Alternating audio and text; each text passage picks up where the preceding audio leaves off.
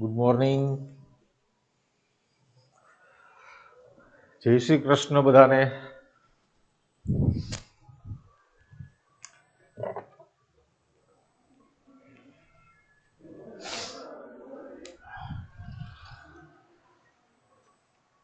મિત્રો, આજે આપણે અર્ધીકરણની ચર્ચા શરૂ કરવાની છે. આપણે સંભાજનની આખી વાત પૂર્ણ કરી છે. અર્ધીકરણનો ટોપિક ખૂબ જ અગત્યનો છે, કારણ કે જન્યુ જનનની પ્રક્રિયા દરમિયાન અર્ધીકરણની ક્રિયા થતી હોય છે.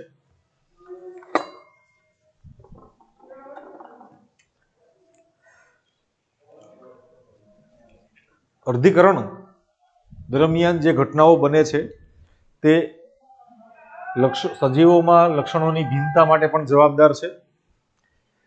એટલે ઉદ્વિકાશીય મહત્વ પણ ઘણું છે આ પ્રક્રિયાનું.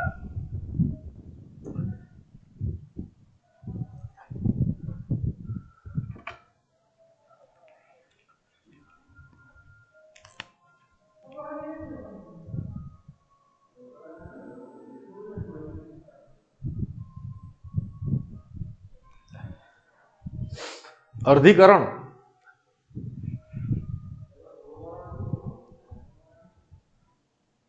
જનન અધિચ્છદના કોષો અથવા તો જેને આપણે જન્યુ નિર્માણ કરતા કોષો માં જોવા મળે છે.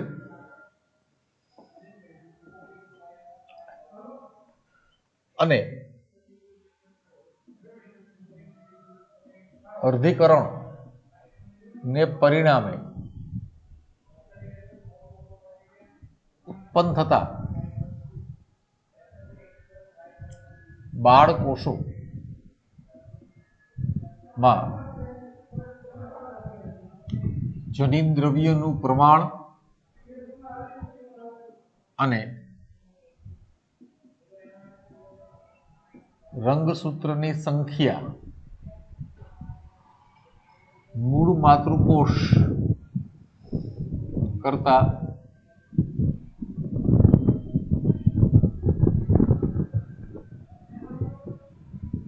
અડધી હોય છે. બરોબર. જનન અધિચ્છદના કોષો જન્યુ નિર્માણ કરતા કોષોમાં જોવા મળે છે. અર્ધીકરણના પરિણામે ઉત્પન્ન થતા બાળકોષોમાં જનીન દ્રવ્યનું પ્રમાણ અને રંગસૂત્રની સંખ્યા મૂળ માતૃકોષ કરતા અડધી હોય છે. અહીં માતૃકોષનું 2 વખત વિભાજન થાય છે, જેને પરિણામે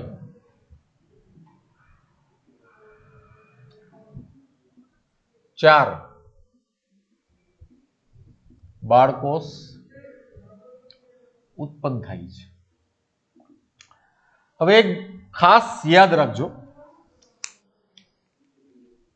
ખાસ નોંધ.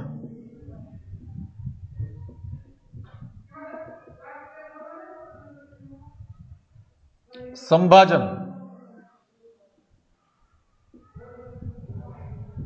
દ્વિકીય અને એકકીય બંને પ્રકારના કોષોમાં જોવા મળે છે. જ્યારે અર્ધીકરણ હંમેશા દ્વિકીય કોષોમાં જ જોવા મળે છે. અને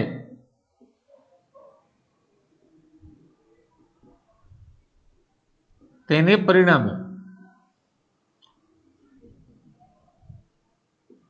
ઉત્પન્ન થતા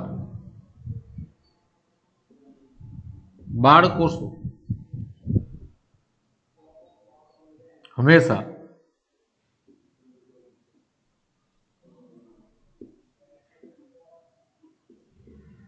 એકકીય હોય છે.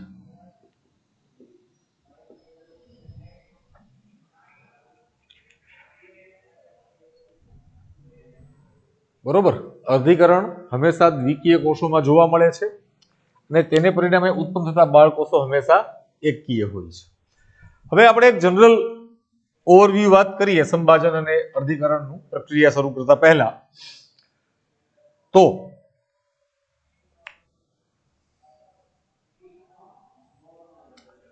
આપણે એમ કહીએ કે ભાઈ કોઈ પણ કોષ છે, સામાન્ય રીતે આપણે દ્વિકીય કોષની જ વાત કરીએ છીએ કારણ કે અર્ધીકરણની અંદર આપણે આ જ કોષ લેવો પડશે. તો આ કોષ છે તે કોષ ચક્રમાં પ્રવેશે. કોષ ચક્ર છે તો એની અંદર આપણે આંતરાવસ્થા તો બેયમાં કોમન છે, સંભાજન હોય કે અર્ધીકરણ છે, આ કોમન અવસ્થા છે, સામાન્ય, બંનેમાં સરખી છે. બરોબર. ત્યાર પછી જ્યારે એમ તબક્કાની વાત આવે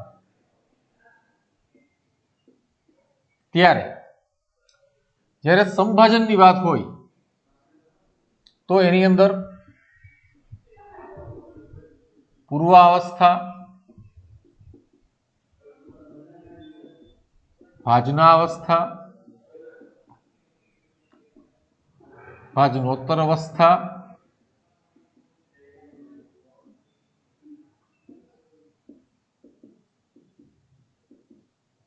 અને અંત્યાવસ્થા, અને એને અનુસરીને કોષ રસ વિભાજન જોવા મળે છે. જ્યારે અર્ધીકરણ હોય તો એની અંદર બે વિભાજન છે, જેમ કે પૂર્વાવસ્થા 1, ભાજનાવસ્થા 1, ભાજનોત્તર અવસ્થા 1, અંત્યાવસ્થા 1. ત્યાર પછી એક નાનકડો વિરામ છે જેને આપણે આંતરકોષ વિભાજન નો સમયગાળો કહીએ છીએ, અથવા તો ઇન્ટરકાઇનેસિસ કહેવાય છે આને. એને અનુસરીને પૂર્વાવસ્થા 2, ભાજનાવસ્થા 2,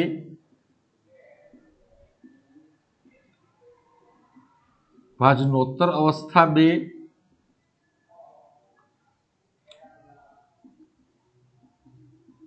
અંત્યાવસ્થા 2 અને ત્યાર પછી કોષ રસ વિભાજન થાય. બરોબર. એટલે બે વખત વિભાજન થાય છે. એમાં જે પહેલું વિભાજન છે તે અર્ધીકરણ છે. અહીંયા રંગસૂત્રની સંખ્યા અડધી થશે અને બીજું જે વિભાજન છે તે સંભાજન પ્રકારનું છે. એમાં પણ ખાસ કરીને જે પૂર્વાવસ્થા 1 છે તે લાંબી અને સંકીર્ણ છે અને એના 5 ઉપ તબક્કાઓ છે, જેમ કે લેપ્ટોટીન,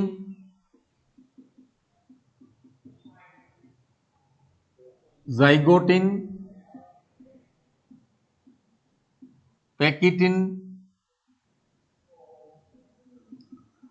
ડિપ્લોટીન અને ડાયકાઇનેસિસ. આ 5 ઉપ તબક્કાઓ છે પૂર્વાવસ્થા 1 ના. બરોબર. તો આ આખો ઓવરવ્યુ છે. તમે જુઓ સંભાજન અને અર્ધીકરણની અંદર ઘણો બધો તફાવત છે જે તમે જોઈ શકો છો ક્લિયરલી.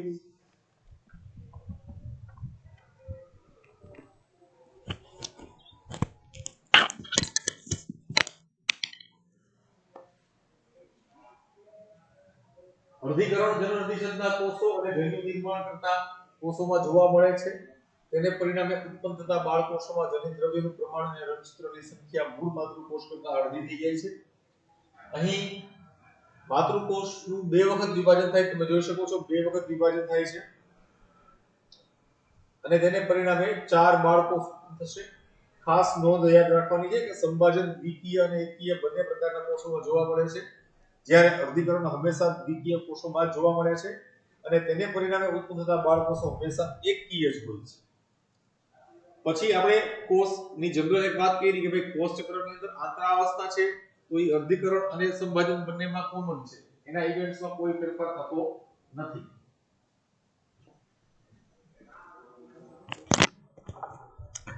બરોબર.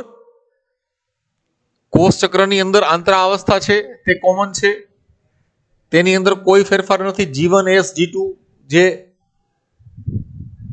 આંતરાવસ્થાના તબક્કાઓ છે તે સંભાજનમાં અને અર્ધીકરણમાં કોમન છે. એમ તબક્કો છે એની અંદર અહીંયા એક જ વખત વિભાજન થાય છે, જ્યારે અહીંયા તમે જોવો બે વખત વિભાજન થાય છે.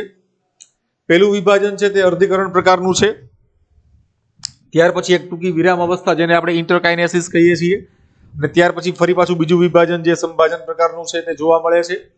તેની અંદર જે પહેલું વિભાજન છે તેમાં જે પહેલી પૂર્વ અવસ્થા છે તે લાંબી અને જટિલ છે, સંકીર્ણ છે. તેની 5 ઉપઅવસ્થાઓ છે: લેપ્ટોટીન, ઝાયગોટીન, પેકિટીન, ડિપ્લોટીન અને ડાયકાઇનેસિસ, અથવા એને લિપ્ટોનીમા, ઝાયગોનીમા, પેકાઇનીમા, ડિપ્લોનીમા અને ડાયકાઇનેસિસ એવી રીતે પણ કહેવામાં આવે છે.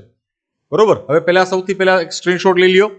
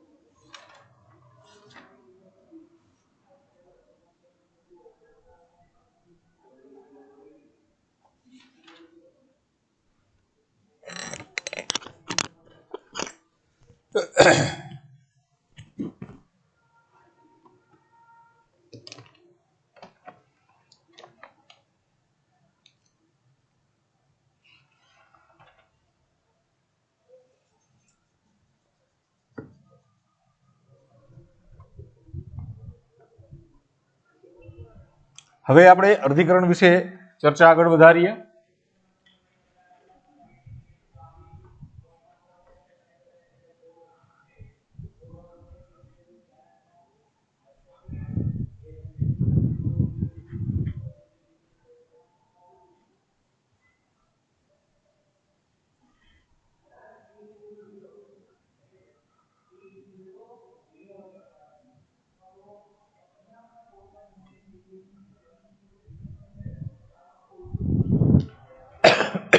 સોરી.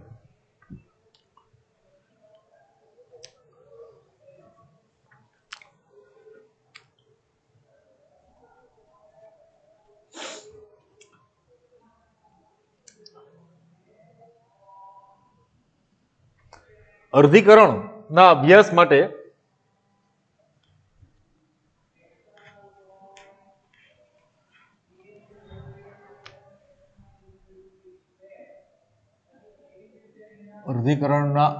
માટે જો આપણે વનસ્પતિમાં અર્ધીકરણનો અભ્યાસ કરવો હોય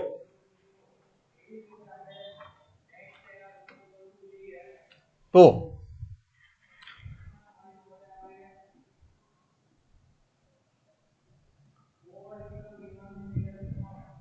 કલિકા અવસ્થા ના પુષ્પો ના પુકેસર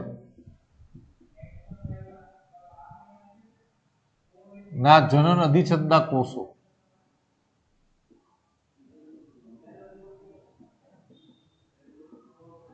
માં તેનો અભ્યાસ થઈ શકે. જ્યારે જો પ્રાણીમાં કરવો હોય તો તીતી ઘોડા ના શુક્રપિંડ ના શુક્રોત્પાદક કોષો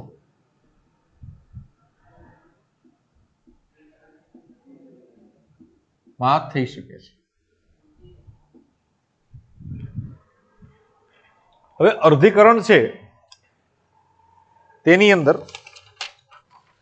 એના પ્રકારોની વાત કરીએ.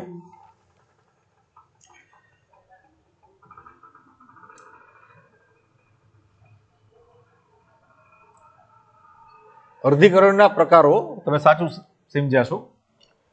અર્ધીકરણના પ્રકારો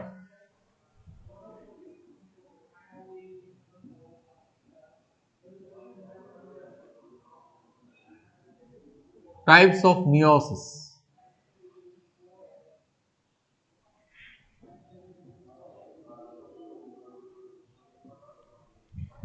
સૌથી પહેલું છે ઝાયગોટિક મિયોસિસ એટલે કે ફલિતાંડીય અર્ધીકરણ. ઝાયગોટિક મિયોસિસ કે ફલિતાંડીય અર્ધીકરણ. આ પ્રકારનું અર્ધીકરણ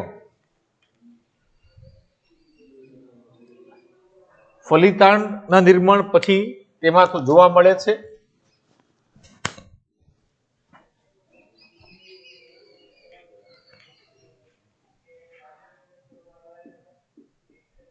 ફલન બાદ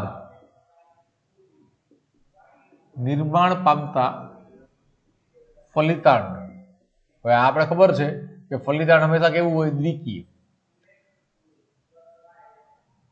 અર્ધીકરણ પામે અથવા અર્ધીકરણ પામી અને 4 એકકીય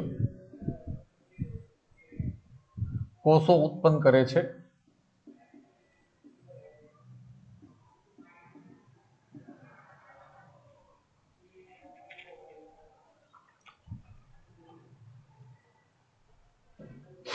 આ પ્રકારનું અર્ધીકરણ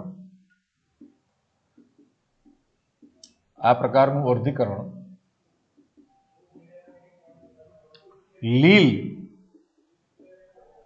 અને ફૂગમાં જોવા મળે છે. બરોબર. એકવિધ જીવન ચક્ર આપણે જે ત્રીજા પાઠમાં ભણવાનું છે. એકવિધ જીવન ચક્ર દરમિયાન જોવા મળે, જેને આપણે કહીએ છીએ હેપ્લોન્ટિક લાઈફ સાયકલ.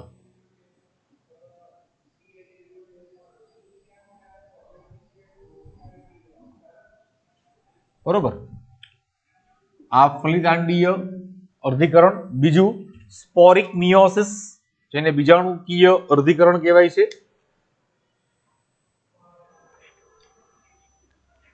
સ્પોરિક મિયોસિસ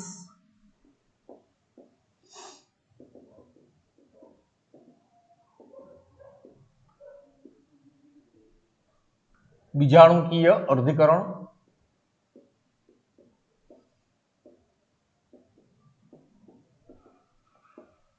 આ પ્રકારનું અર્ધીકરણ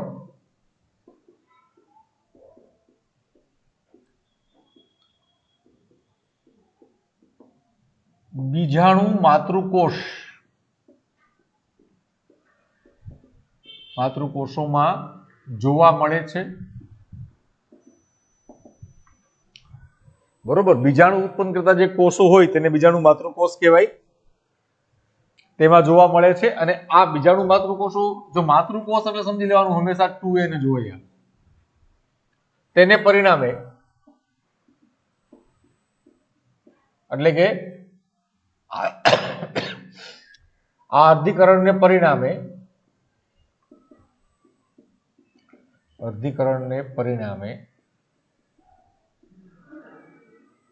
એકકીય બીજાણુઓ ઉત્પન્ન થાય છે.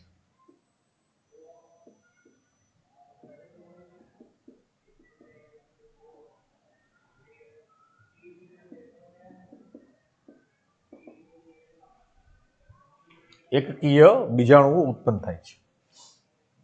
તે દ્વિઅંગી, ત્રિઅંગી, અનાવૃત બીજધારી અને આવૃત બીજધારી વનસ્પતિઓમાં જોવા મળે છે.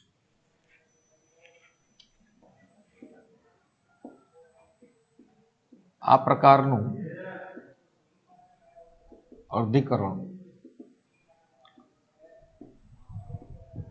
દ્વિઅંગી વનસ્પતિ,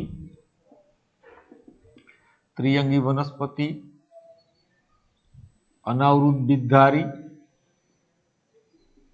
અને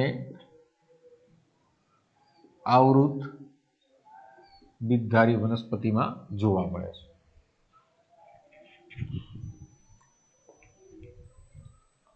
અહીંયા જીવન ચક્ર એક દ્વિવિધ અથવા દ્વિવિધ પ્રકારના હોઈ શકે છે.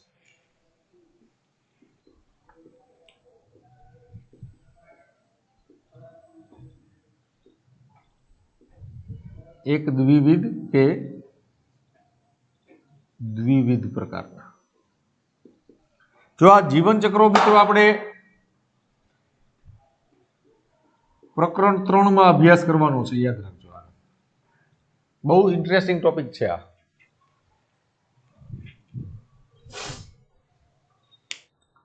અને ત્રીજા પ્રકારનું જે અર્ધીકરણ છે તેને આપણે ગેમેટિક મિયોસિસ કહીએ છીએ.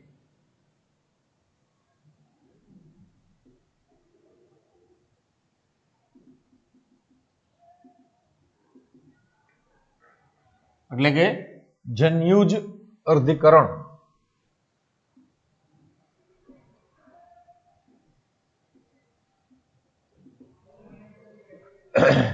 આ પ્રકારના અર્ધીકરણમાં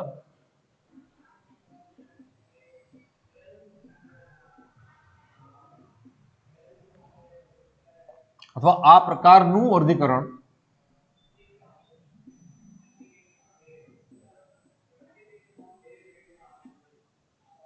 જન્યુ નિર્માણ કરતા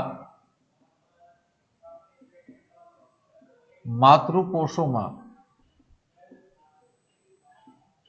જોવા મળે છે. જેમ કે શુક્રોત્પાદક કોષો અને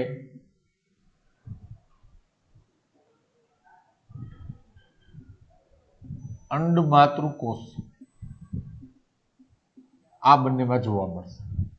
અને આ વિભાજનને પરિણામે અથવા આ અર્ધીકરણને પરિણામે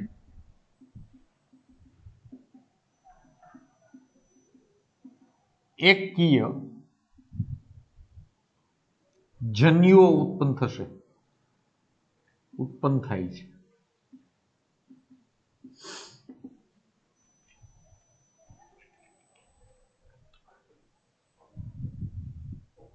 ઉચ્ચ કક્ષાના પ્રાણીઓમાં આ પ્રકારનું અર્ધીકરણ જોવા મળે છે. ઉચ્ચ કક્ષાના પ્રાણીઓમાં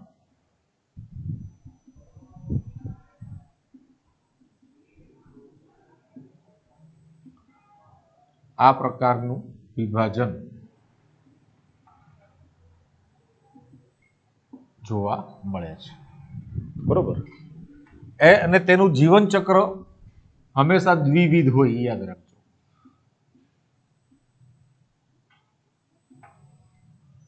આપણે બધાનું જીવન ચક્ર દ્વિવિધ જ છે.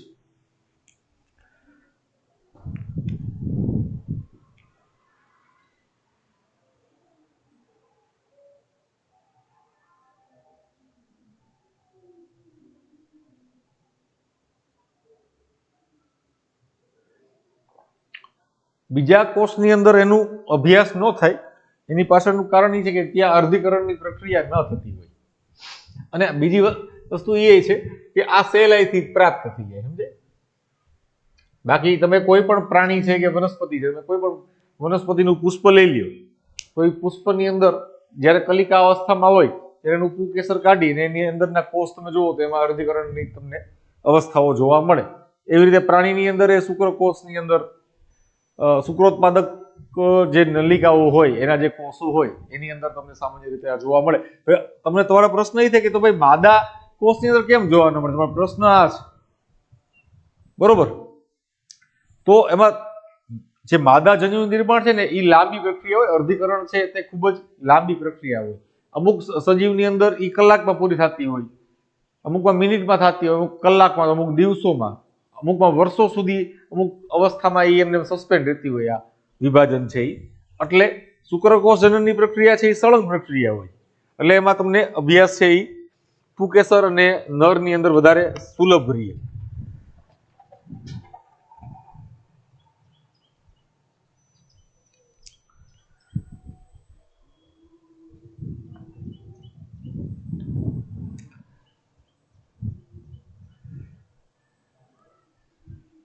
ઓકે, ચાલો આનો એક સ્ક્રીનશોટ લઈ લ્યો બધા.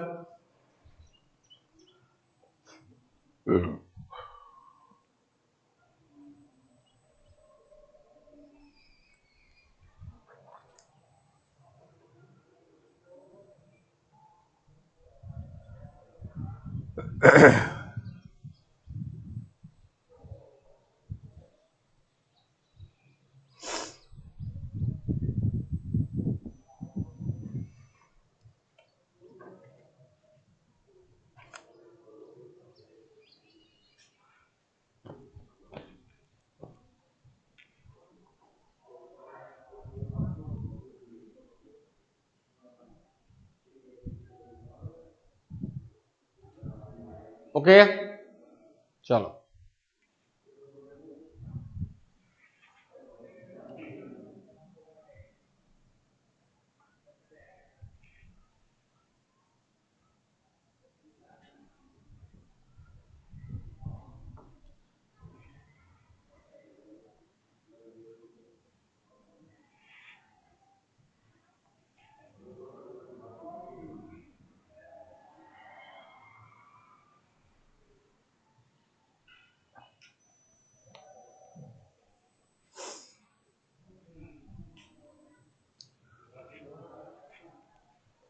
હવે આપણે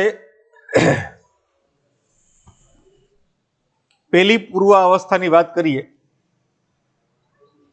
જેના 5 ઉપતબક્કાઓ છે. પૂર્વાવસ્થા પહેલા કોષ હંમેશા આંતરાવસ્થામાં હોય અને G2 તબક્કો પૂરો થયા પછી જ આની અંદર પ્રવેશે છે, યાદ રાખજો. પૂર્વાવસ્થા 1.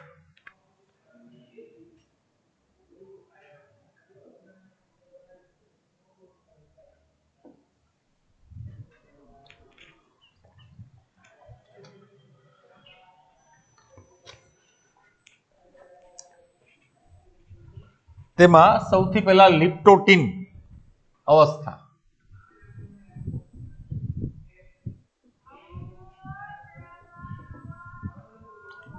આને બુકેટ સ્ટેજ પણ કહેવાય છે.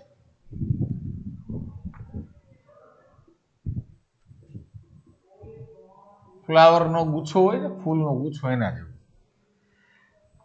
આ તબક્કામાં કોષ કેન્દ્ર પટલ અને કોષ કેન્દ્રિકા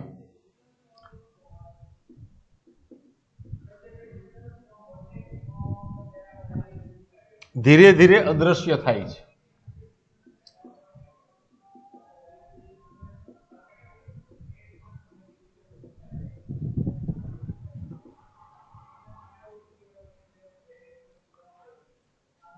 તારા કેન્દ્ર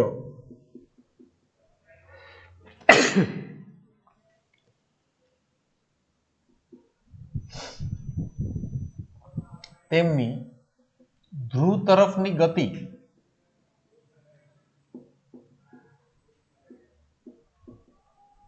શરૂ કરે છે.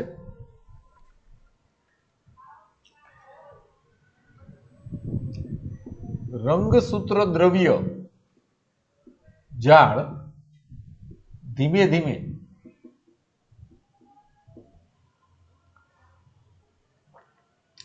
પાતળા દોરી જેવા, એના ઉપરથી જ આ શબ્દ છે લેપ્ટોસ. લેપ્ટોસ એટલે પાતળા દોરી જેવા દેખાય છે. આ રંગસૂત્રો કોષ કેન્દ્ર પટલ પર અથવા તો વિઘટન પામતા કોષ કેન્દ્ર પટલ પર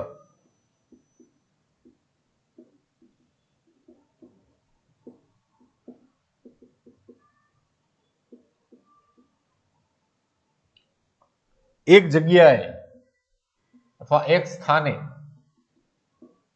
એકત્રીકરણ પામે છે.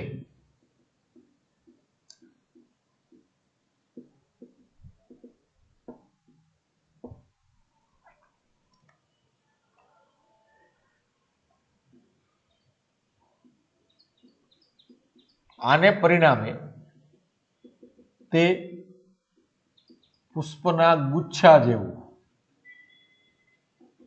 દેખાય છે.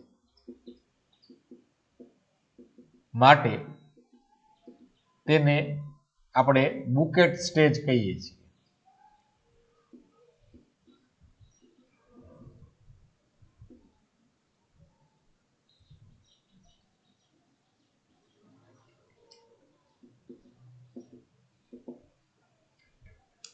એની આકૃતિ કંઈક આવી બનશે. આ કોષ છે, એમાં આ કોષ કેન્દ્ર છે એ ધીરે ધીરે તમે જોવો છો વિઘટન પામે છે. કોષ કેન્દ્રિકા છે તે ધીમે ધીમે અદૃશ્ય થતી હોય. તારા કેન્દ્ર તેમના ધ્રુવ તરફની ગતિ શરૂ કરી હોય અને રંગસૂત્રો છે એ તો રંગસૂત્ર દ્રવ્ય જાળ હોય, એમાંથી આ રંગસૂત્રો છે તે ધીરે ધીરે આવી રીતે કોઈ એક જગ્યાએ એકત્ર થયા હોય. બરોબર. હવે બીજો તબક્કો છે ઝાયગોટિન. તેમાં સાયનેપ્સિસ એટલે કે પાર્શ્વીય જોડાણ છે તે શરૂ થાય.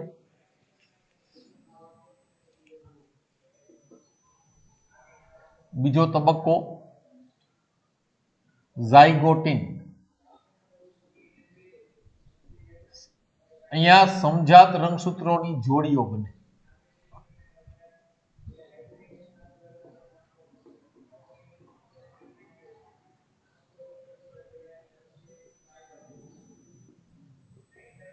એટલે તો આપણા ઝાયગોટ કહેવાય, યુગ્મ. બરોબર. ઝાયગોટ નો અર્થ છે યુગ્મ.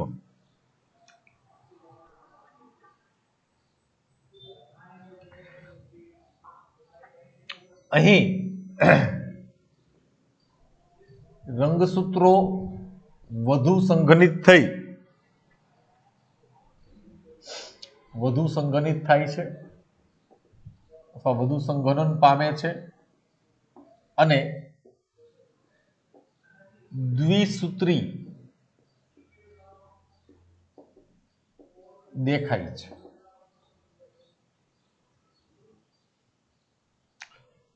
સમજાત રંગસૂત્ર,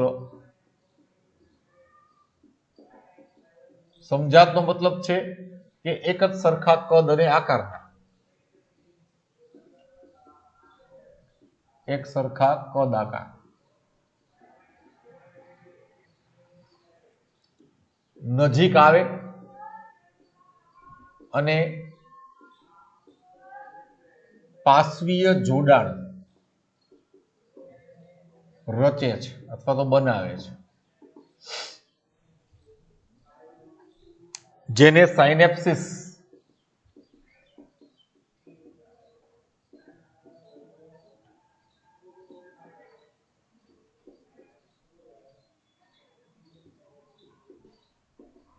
કહે છે. આ પ્રકારની રચના દેખાશે.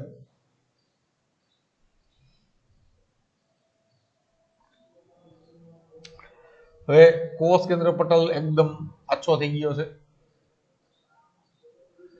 તારા કેન્દ્ર લગભગ ધ્રુવ ઉપર પહોંચવાની તૈયારીમાં છે. કોષ કેન્દ્રિકા પણ અદ્રશ્ય થવાની તૈયારીમાં છે. રંગસૂત્રો આવી રીતે દ્વિસૂત્રી દેખાશે અને સમજાત રંગસૂત્ર છે તે નજીક નજીક ગોઠવાયેલા છે. બરોબર. અને આ પાર્શ્વીય જોડાણ થશે આ પ્રકાર.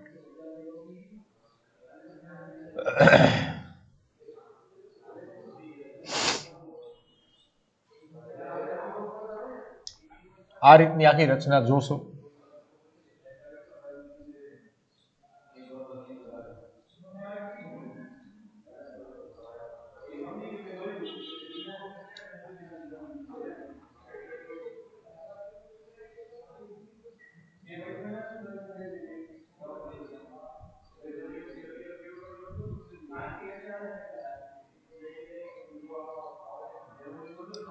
આ પાર્શ્વીય જોડાણ થાય છે બંને બાજુએથી.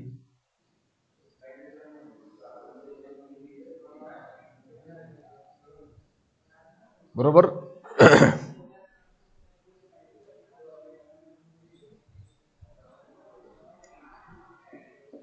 સાઇનેપ્ટોનેમિયલ કોમ્પ્લેક્સ છે.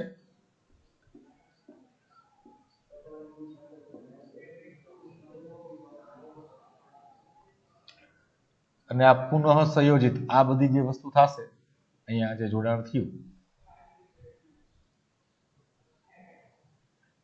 આને આપણે કહેશું પુનઃ સંયોજિત ઘંટિકા.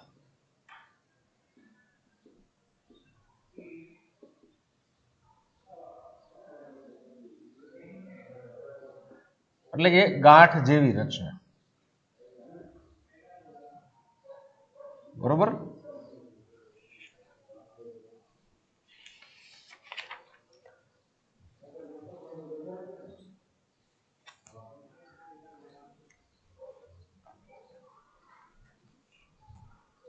સમજાત રંગસૂત્રો છે.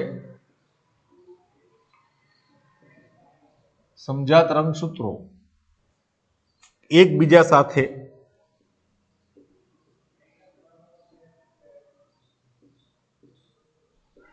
ન્યુક્લિયોપ્રોટીન વડે જોડાયેલા હોય છે અથવા વડે જોડાય છે, જેને સાઇનેપ્ટો નોમિયલ કોમ્પ્લેક્સ એટલે કે સંકુલ કહે છે.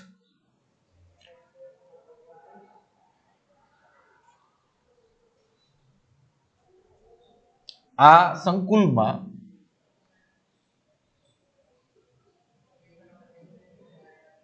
અમુક સ્થાને પુનઃસંયોજિત ઘંટિકા દેખાશે.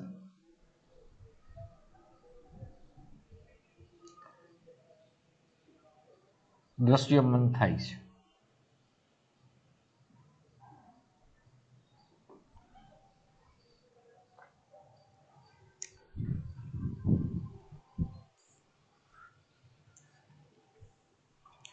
હવે વાત આવે છે પેકિટીન. ત્રીજો તબક્કો છે તે પેકિટીન. લિપ્ટોટીન, ઝાયગોટીન અને પેકિટીન. આ તબક્કામાં દ્વિસૂત્રી રંગસૂત્ર અહીંયા દ્વિસૂત્રી દેખાય છે.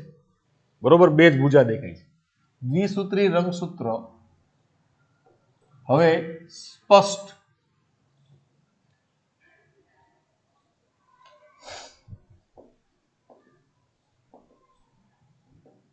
ચતુસૂત્રી દેખાય છે.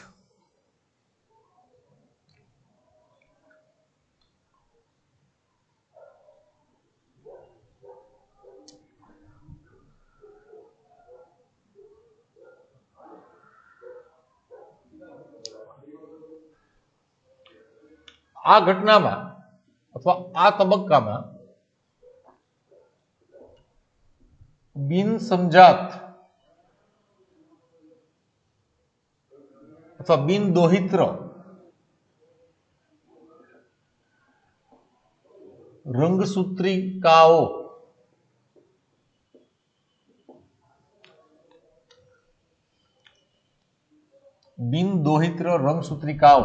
એકબીજા સાથે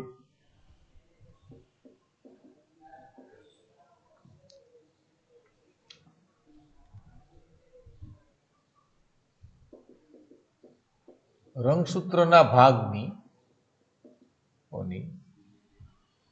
અદલા બદલી કરે છે.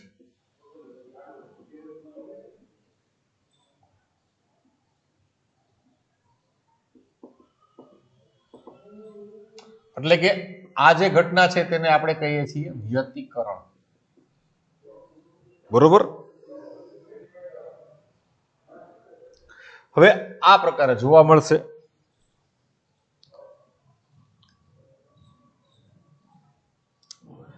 અચ્છા, આ રંગસૂત્રના ખંડ અથવા રંગસૂત્રિકાઓ ના ખંડ ને તોડવા માટે અને જોડવા માટે ઉત્સેચકો જવાબદાર છે.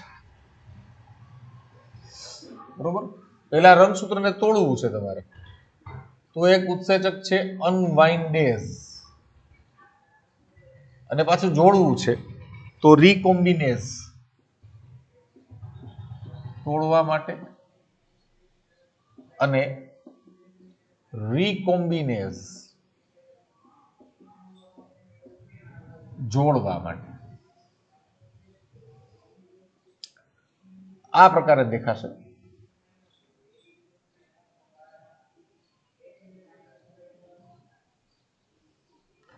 આ રંગસૂત્રિકા છે. હવે સાથી સમજાત રંગસૂત્ર છે આવી રીતે. બરોબર. તો આ અહીંયા વ્યતિકરણ થાય છે મિત્રો, યાદ રાખજો. આ વ્યતિકરણ થાય છે અહીંયા.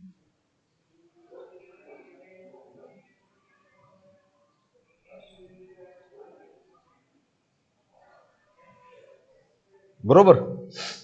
આ મેં તમને કીધું કે દોહિત્ર બિન દોહિત્ર રંગસૂત્રિકાઓ. બરોબર. એટલે બે અલગ અલગ રંગસૂત્રની રંગસૂત્રિકાઓ છે, તેની વચ્ચે જનીનની અથવા તો રંગસૂત્રના ખંડની આપ-લે થાય છે.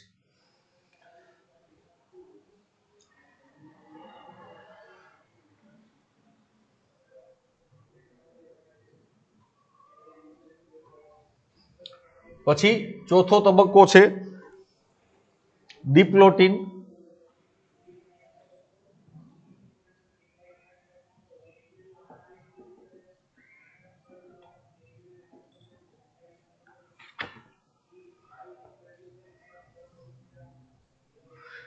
અહીંયા હવે રંગસૂત્રો એકબીજાથી દૂર જશે, પરંતુ જે સ્થાને વ્યતિકરણ ચાલુ હોય તે સ્થાને તે જોડાયેલા રહે છે.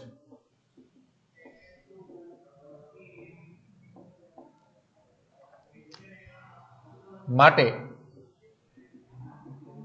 હવે તે સ્થાને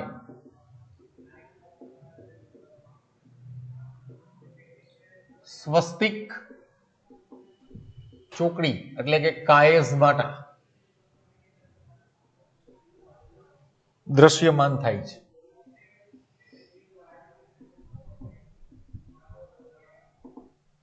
આવી રીતે.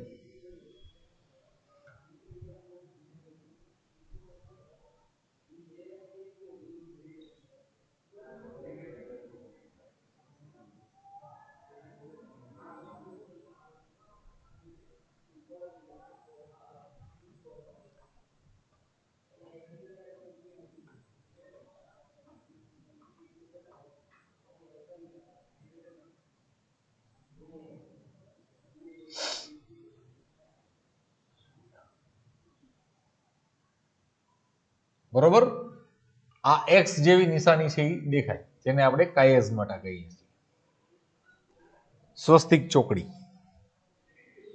તો અહીંયા મેં તમને એમ કીધું કે આ પુનઃસંયોજિત ઘંટિકા ઝાયગોટની અંદર દેખાય છે, તો આ પુનઃસંયોજિત ઘંટિકાની સંખ્યા રંગસૂત્રના કદ પર આધારિત છે.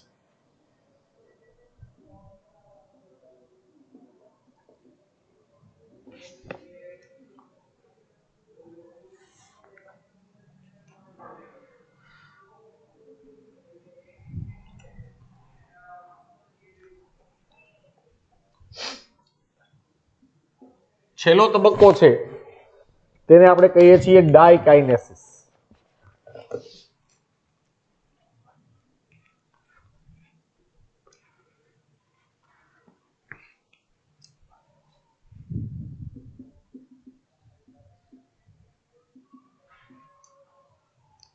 અથવા અહીંયા ટર્મિનલાઇઝેશન.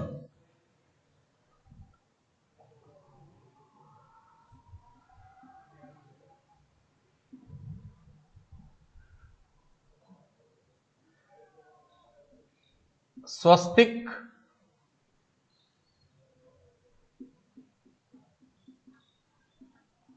ચોકડીઓ રંગસૂત્ર ના અંત ભાગ તરફ આગળ વધે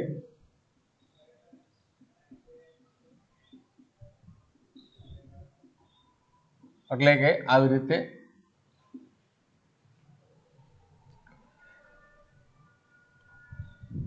રંગસૂત્રો છૂટા પડે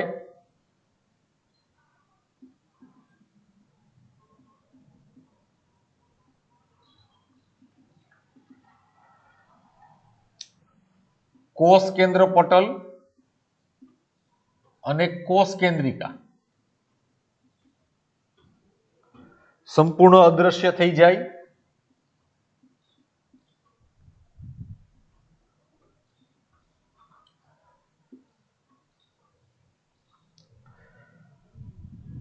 તારા કેન્દ્ર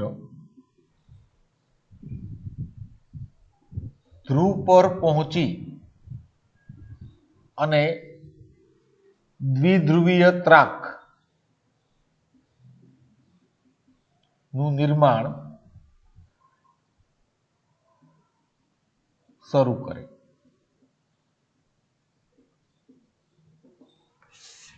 આ મુખ્ય ઘટનાઓ છે, બરોબર.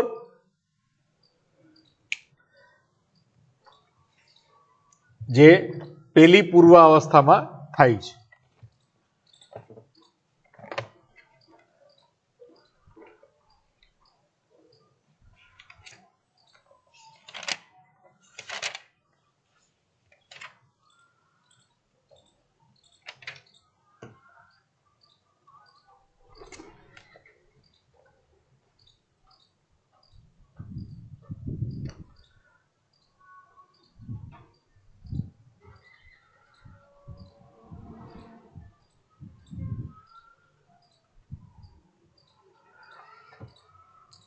ડિપ્લોટિન અવસ્થા છે તે અમુક અંડકોષોમાં મહિના કે વર્ષો સુધી જળવાય છે. આ અવસ્થા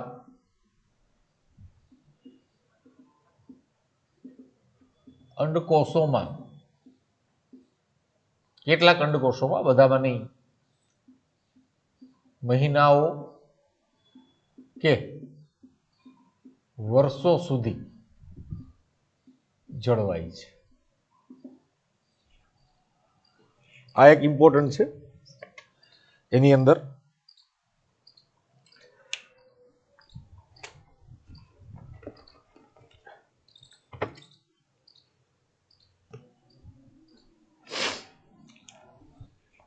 અહીંયા આપણે કીધું કે ભાઈ પેકેટિન છે, તો એની અંદર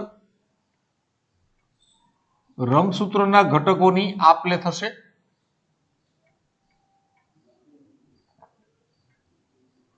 અહીંયા એટલે અહીંયા જનીનો બદલાય, જનીનોની અદલા બદલી.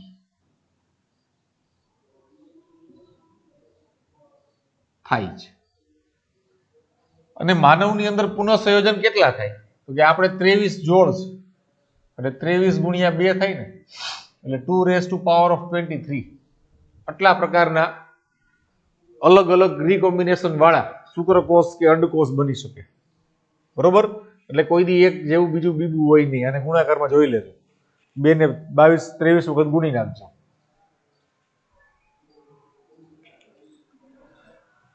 સૌથી પહેલું લિપ્ટોટીન તબક્કો, એને આપણે બુકેટ સ્ટેજ કીધું.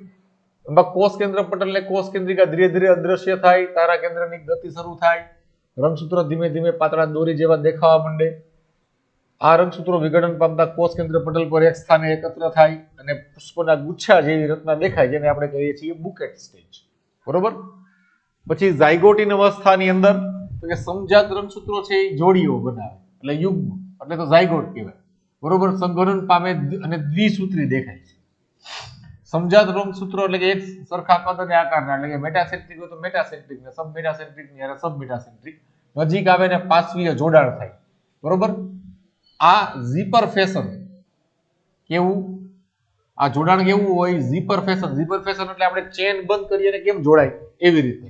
બરોબર, ઝીપર ફેશનમાં જોડાય. અને આ ઘટનાને કેવી કહેવાય તો કે સાયનેપ્સિસ. બરોબર, આ સાયનેપ્સિસ, આ પાર્શ્વીય જોડાણ. અહીંયા તમે જો આકૃતિ મોટી કરીને બતાવી છે. સમજાત રંગસૂત્રો એકબીજા સાથે ન્યુક્લિયો પ્રોટીન વડે જોડાય, જેને આપણે સાયનેટોનોમિયલ કોમ્પ્લેક્સ એટલે કે પુનઃસંયોજિત ઘંટિકા બરોબર નું નિર્માણ કરે છે. એટલે આ સ્થાનેથી હવે વ્યતિકરણ છે તે શરૂ થાય અને રંગસૂત્રોના ખંડની અદલા બદલી થાય પેકેટિંગમાં. બરોબર. દ્વિસૂત્રી રંગસૂત્રો હવે પહેલા તો સ્પષ્ટ ચતુસૂત્રી બને. આ તબક્કામાં બિનદોહિત્ર રંગસૂત્રિકાઓ, એટલે આ બે અલગ અલગ રંગસૂત્રની રંગસૂત્રિકાઓ આ હોય ને તો એને દોહિત્ર રંગસૂત્રિકાઓ કહેવાય મિત્રો. બરોબર. એક જ રંગસૂત્રની રંગસૂત્રિકાઓ હોય તો એને દોહિત્ર રંગસૂત્રિકાઓ કહેવાય. બે જુદા જુદા રંગસૂત્રોની રંગસૂત્રિકાને બિનદોહિત્ર નોન હોમોલોગસ સિસ્ટર ક્રોમેટિડ્સ અથવા તો બિન રંગસૂત્રીય દોહિત્ર રંગસૂત્રિકાઓ કહેવાય. એની અદલા બદલી થાય એમાં, એટલે કે જનીનોની અદલા બદલી થશે. હવે આ રંગસૂત્રની અંદર છે જનીનો, તો આ રંગસૂત્રને પહેલા ખોલવું પડે, એટલે એના માટે આપણે અનવાઇન્ડેઝ નામનું ઉત્સેચક જોઈએ. બરોબર. પછી એને કાપવું હોય તો એના માટે વળી પાછું એક બીજું ઉત્સેચક જોઈએ. જોડવું હોય છે તો વળી પાછું એક બીજું ઉત્સેચક છે એ જોશે, જેને આપણે રીકોમ્બિનેસ કહેશું. બરોબર. એટલે ઉત્સેચકીય પ્રક્રિયાઓ થતી હોય. બીજું, આ કેટલી જગ્યાએ અદલા બદલી થશે એનો આધાર પુનઃસંયોજિત ઘંટિકાની સંખ્યા કેટલી છે એના ઉપર રહીએ, અને પુનઃસંયોજિત ઘંટિકા કેટલી બનશે એનો આકાર રંગસૂત્રના કદ ઉપર હોય. જેમ રંગસૂત્રનું કદ મોટું એમ પુનઃસંયોજિત ઘંટિકાની સંખ્યા વધુ, અને પુનઃસંયોજિત ઘંટિકાની સંખ્યા વધુ તો વ્યતિકરણ વધુ, અને વધુ જનીનોની અદલા બદલી દોહિત્ર રંગસૂત્રિકાઓ વચ્ચે થાય. બરોબર. પછી ડિપ્લોટીનની અંદર હવે એકબીજાથી દૂર જવાની પ્રક્રિયા શરૂ થાય, એટલે પણ જે સ્થાને વ્યતિકરણ ચાલુ હોય તે સ્થાને જોડાયેલું જ રહીએ. એટલે ત્યાં શું બને તો કે આવી ચોકડી જેવી નિશાની બને, એક્સ જેવી. બરોબર. આપણે આમ કહીએ આવી રીતે.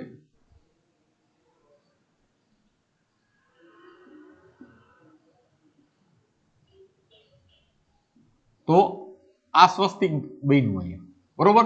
પછી એમ ધીમે ધીમે ધીમે એ ઉપર આવતું જાય અને રંગસૂત્ર છે એ મુક્ત, રંગસૂત્રિકાઓ છે એ છૂટી પડતી જાય. હવે આ ડિપ્લોટીનનું એક ખાસ વસ્તુ કે ઘણા બધા અંડકોષ છે એ આ તબક્કાની અંદર ડિપ્લોટીનની અંદર ઘણા મહિનાઓ સુધી કે વર્ષો સુધી એમને જળવાય, આ અવસ્થા જળવાઈ રહી. એટલે મેં તમને કીધું કે પ્રાણી ની અંદર અથવા તો વનસ્પતિની અંદર બરોબર માદાજન્યુની અંદર અર્ધીકરણનો અભ્યાસ ન થાય, કારણ કે અહીંયા સસ્પેન્ડ થઈ જાય, પ્રક્રિયા અહીંયા અટકી જાય. બરોબર. કન્ટિન્યુઅસ ન રહે. નર હોય તો એની અંદર માનો કે પુંકેસર હોય કે શુક્રકોષ જનક કોષ હોય, એની અંદર આ પ્રક્રિયા સળંગે સળંગ હાલતી હોય. એટલે હંમેશા નર પ્રજનન કોષના નિર્માણ પામતા કોષો હોય એની અંદર અર્ધીકરણ છે એનો અભ્યાસ કરવામાં આવે. બરોબર. અને છેલ્લે ડાયકાઇનેસિસ ની અંદર તો કે આ સ્વસ્તિક ચોકડીઓ છે તે અંત ભાગ તરફ આગળ વધે. બરોબર. રંગસૂત્રો છૂટા પડી જાય, કોષ કેન્દ્ર પટલ અને કોષ કેન્દ્રિકા સંપૂર્ણ રીતે અદ્રશ્ય થઈ જાય. તારા કેન્દ્ર ધ્રુવ પર પહોંચી અને દ્વિધ્રુવીય ત્રાકનું નિર્માણ શરૂ કરી દઈએ. બરોબર. એટલે એના પછીનો હવે તબક્કો જે આવે એ કયો આવે હંમેશા તો કે ભાજના અવસ્થા 1. રેડી. આ વાત થઈ પહેલી પૂર્વાવસ્થાની મિત્રો.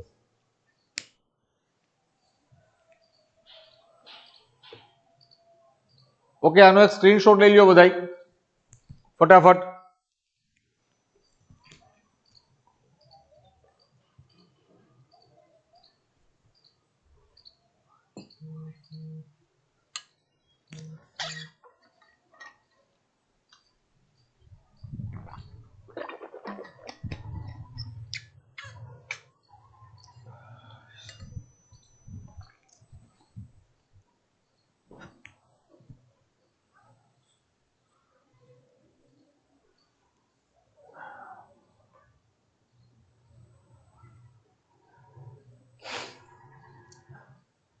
ટેક્સ્ટ બુકની અંદરથી પણ 2-3 વખત વાંચી લેજો.